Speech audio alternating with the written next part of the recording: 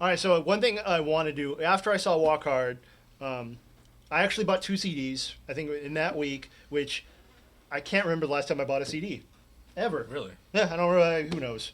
I think it was the last Weezer album. Steal them or what? No, I just never buy them. Oh. I'm not into music, so it was really strange for me to buy two CDs in 1 week. But they were drastically different in quality. So I like to call this a tale of two CDs.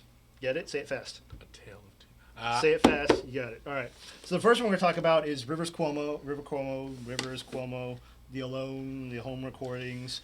Wow. I am a huge fan. You know that. Everyone in this room knows that. Not to be unsensitive to Me? people who have cancer, but I feel like when you gave me that CD, you gave me cancer. It's not really nice. It's a horrible CD. My brother has cancer. Well, this is awkward. Anyways, the CD is horrible. I can't even describe how horrible. I put it on my MP3 player. I went for a walk, came home, deleted it off my MP3 player. Never went for a walk again. It went for a half an hour, so it was on my MP3 for about half an hour. The first song is called Ooh, and it's basically him going ooh, Yeah. and it sounds like an emo ghost is haunting your house. It's really scary. That's what it is. If you want to play this during Halloween, play number one, turn up really loud, and people think you have an emo ghost It in your will house. scare children. Yeah. I guarantee. And that started the CD off. So I'm mad at him because he apparently cracked this mathematical code to write good songs. Bullshit. Tim left out my box at the office one day and said, "Listen to this. Tell me what you think." It's the worst ever. Knowing Tim, It's the I worst thought that ever. he meant, listen to it. It's kind of good. The first time that I ever actually had to stand up and say, "Tim, you are so wrong," before I realized that you hated it too. Yeah, no. I said, Because I didn't "Tim," tell him I wanted him to be surprised for the show. I wanted us to have. I had a to email spot. Tim and tell him never to recommend anything to me again because But I was frightened. I gave him two CDs at once, and Yeah. our second one is the Walk Hard CD, Which totally makes up for it. which is leaps and bounds so much better than that one. Which you don't expect from a soundtrack to a comedy. And this, I do believe the music in the movie helped me enjoy the movie a lot more than Oh, yeah. I would have if the music wasn't in it. The movie was a little funny, but the music was. The music made the movie. John C. Reilly is so talented. I don't say that about a lot of people. Which you really don't expect. Because Well, he was in Chicago, and he sung in Chicago. Yeah. He was nominated for an Oscar in Chicago, so we knew he could sing. but the extent of his musician's abilities. But this you is, don't expect that. he does country, rock, he does punk in the movie. He does everything. Yeah, everything you can expect. He does, Beach Boys. Every type of music you can like is in here. Apparently, if you go on iTunes, there's the Box of Cocks. Mm-hmm. It's even more music.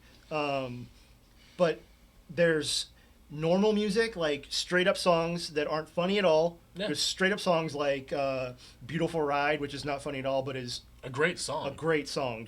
And why it wasn't nominated for an Oscar, I'll never know, for best song. Then you have songs like Dear Mr. President and Oh, man. Let Me Hold You Little Man, which is about midgets, Yeah. which are just completely funny. Just Dear- from the start to the, are funny. Dear Mr. President is one of those songs right in the middle of the CD where it starts and you don't think it's really a comedic song. Yeah. And then out of nowhere, it just hits you. Yeah, and like Let's Duet is that way. Yeah. You Gotta Love Your Negro Man, same thing. There's these songs with these double entendres, which makes it funny, and there's these songs that are just straightforward, laugh Yeah, out loud. there's hilarious. straightforward laughs, straightforward songs, and then there's half and half. Yeah. Where it starts kind of normal, and then boom, you're hit with laughter and You sit there for a second and say, did he just say what I think he yeah. said? So these songs are on my MP3 player. They've stayed on there. I enjoy them. I have to get a copy of that myself. Yeah, you must buy it because Yes. I do not illegally trade music. Viewpoints On does not condone illegal music. We don't. On that note, the Golden Globe. Someone who did win. The Golden Globes happened, and John C. Reilly was against Johnny Depp and Sweeney Todd, and he lost to Johnny Depp and Sweeney Todd. And I remember you saw Sweeney Todd first. Yes, I and did. what was the first thing you told me about Johnny Depp and Sweeney Todd? One of the worst performances Johnny Depp has ever done. You said he was the weakest link in the movie. He really was. Yeah. Helena Bonham Carter did pretty well.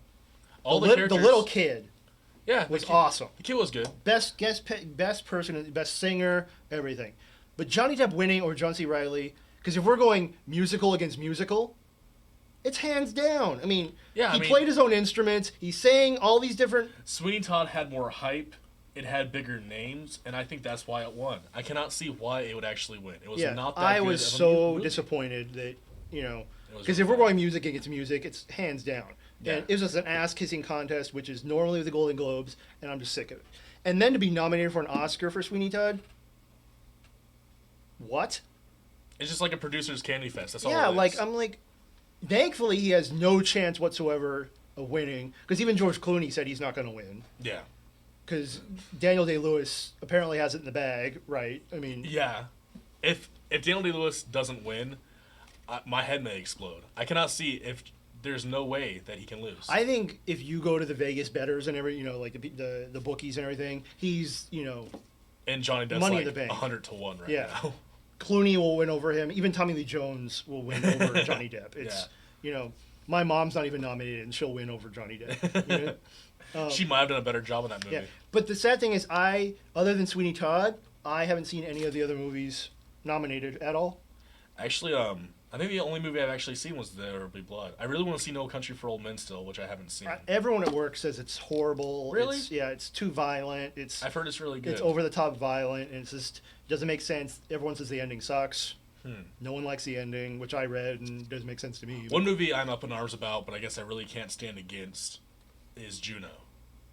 Just because Ellen Page, I do not believe is a good actor. And what's Actress. funny, we were talking about this before the show, is if you go to our last episode, we were making fun of Juno because it was just being released, and we were saying it's knocked up for kids, it's knocked up light, it's stupid notes, and then it gets nominated for Best Picture and Best Director. Which when was the last time that a stupid little comedy won? Like indie comedy.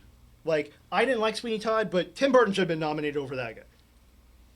Because that at least had direction, it had sets, and not just some pregnant girl with a big forehead running around on a bike, Rolling her eyes at everything. Who I loved in X-Men, by the way, but because she was Kitty Pryde in X-Men, but You go would figure. say that, Sin. Well, what do you know? I mean, Oh, man. I liked it. So what are you gonna do?